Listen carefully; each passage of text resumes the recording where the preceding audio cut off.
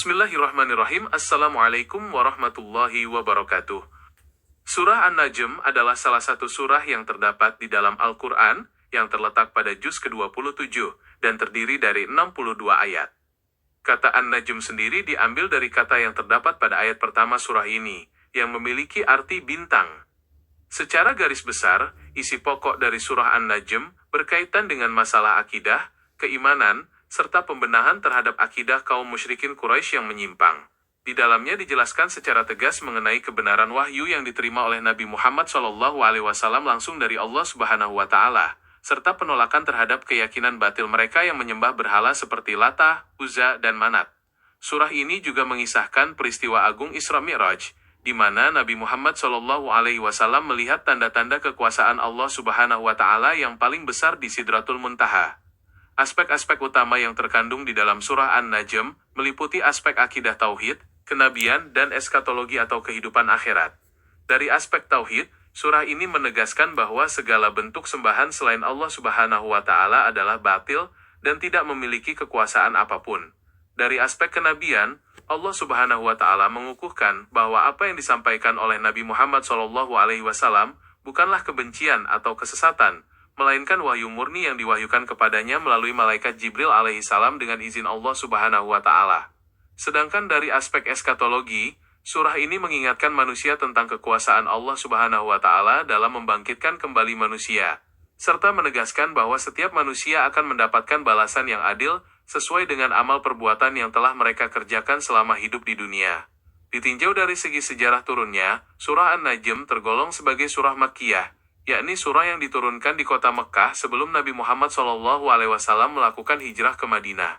Mayoritas ayat-ayat dalam surah ini turun pada periode awal hingga pertengahan kenabian di Mekkah, di mana saat itu kaum muslimin sedang menghadapi penolakan dan tekanan yang berat dari kaum kafir Quraisy terhadap dakwah tauhid yang dibawa oleh Nabi Muhammad SAW. Urutan penurunannya menurut para ulama ahli tafsir menempatkan surah An-Najm sebagai surah ke-23 yang diturunkan kepada Nabi Muhammad SAW.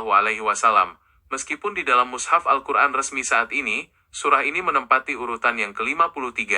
Penempatan yang sistematis ini disusun berdasarkan petunjuk tauqifi dari Nabi Muhammad SAW sendiri, berdasarkan bimbingan malaikat Jibril alaihissalam, sehingga susunan ayat dan surahnya terjaga keotentikannya hingga hari kiamat oleh pemeliharaan Allah Subhanahu wa Ta'ala.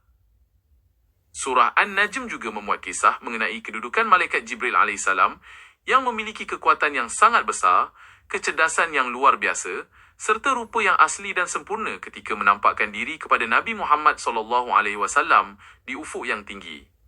Di dalam surah ini ditegaskan pula bahawa tidak ada seorang pun manusia yang dapat menanggung dosa orang lain, dan setiap manusia hanya akan memperoleh apa yang telah diusahakannya sendiri.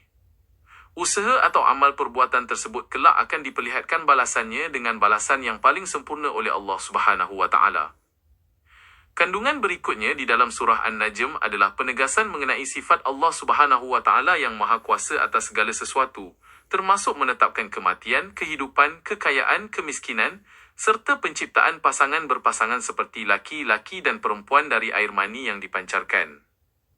Allah Subhanahu wa Ta'ala juga mengingatkan umat manusia tentang kisah kaum terdahulu yang mendustakan para rasul, seperti kaum Nabi Nuh alaihissalam, kaum Ad, kaum Thamud, serta kaum Nabi Lut alaihissalam yang telah dibinasakan karena kedurhakaan mereka, agar kaum musyrikin Quraisy dapat mengambil pelajaran darinya.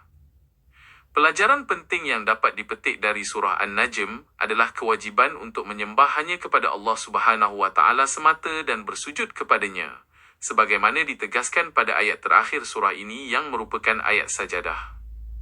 Pada penutup surah tersebut, Allah Subhanahu wa Ta'ala memerintahkan agar kaum muslimin senantiasa bersujud dan beribadah hanya kepada Allah Subhanahu wa Ta'ala, seraya meninggalkan segala bentuk kesyirikan dan kesombongan yang dilakukan oleh orang kafir.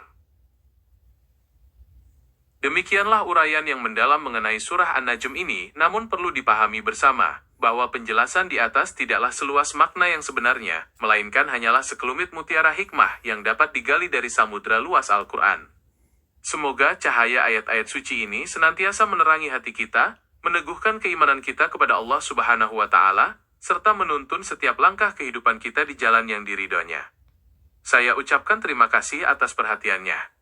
Semoga Allah Subhanahu wa Ta'ala selalu melindungi kita semua dalam kebaikan. Wabillahi taufik wal hidayah. Wassalamualaikum warahmatullahi wabarakatuh.